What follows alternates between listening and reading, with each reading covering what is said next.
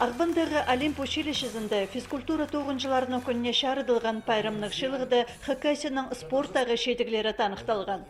Бүгінгі күнді республикада 34 аймақ спорт көрімінің 17 мың кізі айғасшы.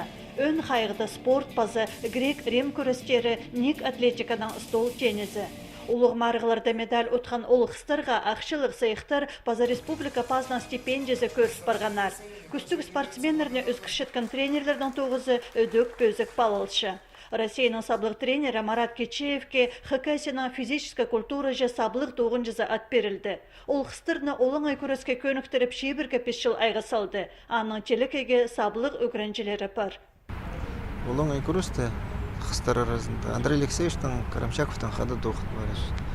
Декші бірге весел хады тоқыт, соғыстың спортсменлер арасында заслуженный мастер спорталар Лилия Каскаракова, Енка Карамчакова, мастер спорта международного класса Татьяна Алексеевна Карамчакова, Ярошевич Светлана и Наталья Карамчакова.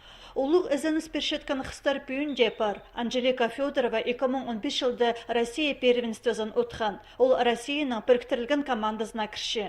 Түршідің Телекай Марина Темденерге Москва азар барар.